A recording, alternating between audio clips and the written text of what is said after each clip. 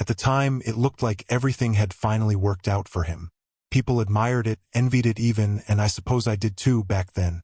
But with distance comes clarity, and now there is nothing I would trade places with. Rest in peace.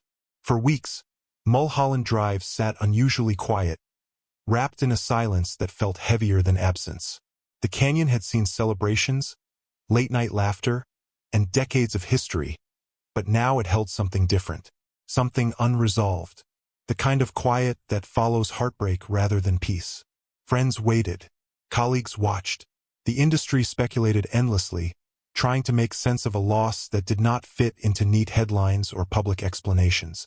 There were statements from studios, carefully worded tributes, and endless analysis from people who had never stood close enough to truly know what had been lost. Yet from one house above the canyon, there was nothing. No comments, no interviews, no indirect messages passed along through publicists. Just silence.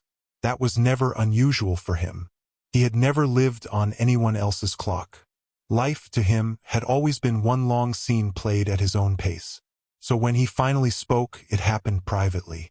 No cameras, no audience, just a recorder on a wooden table as the sun dipped low and stretched long shadows across a room filled with memories. The house reflected a life fully lived.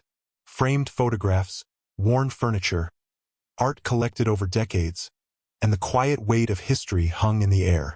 He sat back, glasses on, not as a shield, but as habit. His face looked thinner now, the familiar lines deeper, carved by years of experience and something heavier than age. He spoke slowly, deliberately. Every pause mattered.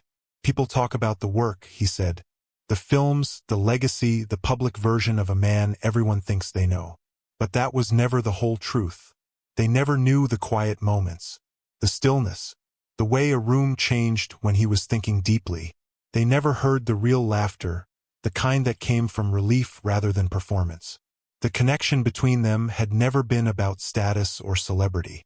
It was built through shared work, mutual respect, and long conversations that had nothing to do with premieres or awards. One had lived his life behind the camera, shaping stories with warmth and belief. The other had spent decades in front of it, guarded and private, watching the world from behind a familiar grin. Their bond deepened during a film that demanded absolute trust.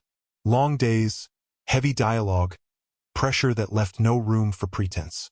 He remembered how rare it was to work with someone who truly understood actors, someone who did not command from a distance but stepped into the moment alongside them.